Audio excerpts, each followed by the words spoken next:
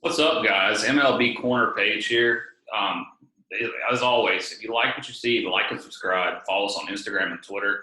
I'm about to do a big giveaway on February 26th for the 30 days until the season starts. But today we're going to look at Buster Olney's top 10 starting pitchers. And, the big thing here is going to be which New York pitcher would you rather have? Is it Garrett Cole or Jacob DeGrom? So we're going to actually go down to the honorable mentions. I don't have Taylor here today. We're going to do the honorable mentions, and we'll look a little closer at that for next year, or for tomorrow, rather. So the guys that didn't quite make the top 10, but are still real, very, very good. Kershaw, best of the rest.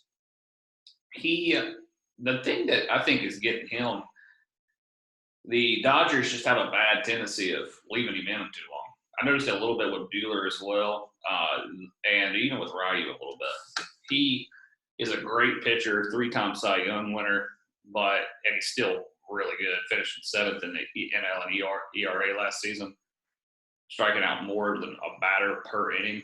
I think that's good. Like, I think Kershaw's not quite the top 10 pitcher anymore. I would still love to have him on my team in that fifth, sixth round of a fantasy draft. Great pitcher, but not quite top 10. Blake Snell, he's a great pitcher, man. He is definitely the heart and soul of the Rays. I think best of the rest, they must have Charlie Morton in the top 10. I think he definitely is right there with him, though. His ERA did climb a little last year to 4.29. So is he a best of the rest candidate? Yeah. Still definitely draft this guy. He's in a little tougher division, but he is just filthy.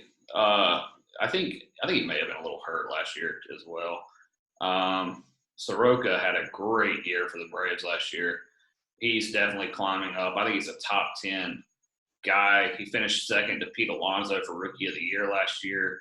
And, it's just going to get better. He's just going to get better. He could hit that top 10 next year or this coming year. Soroka's a definitely best of the rest guy, and he should more than likely be on my fantasy team. Greinke, I have in my top 10. I think Greinke is going to have a great year, step up where Cole left.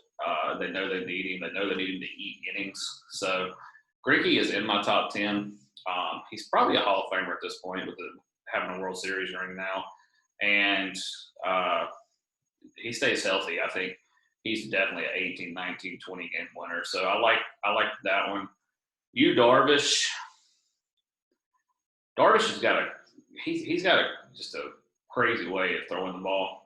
Nobody's ever questioned his stuff. And he did play a lot better in the second half. I think he's a good pitcher. I just think the contract is a bit out of whack, how much they're paying him. But he is a good pitcher. I would say he's further down on this list as far as but a top 20 guy, I could see that. I could. I got some questions about the Cubs overall this season, but as him as a pitcher, he's still going to be a pretty solid guy. Luis Castillo, that changeup is nasty. Like, this dude looks like Pedro. He really does. He looks like a young Pedro Martinez. And I think he's just going to get better this year. The run support he's going to have this year should be a lot better. Like we said before, Castellanos, that signing was pretty big. The Reds overall get better, and I think he gets better as well. Castillo is definitely a top best of the rest guy. Chris Sale.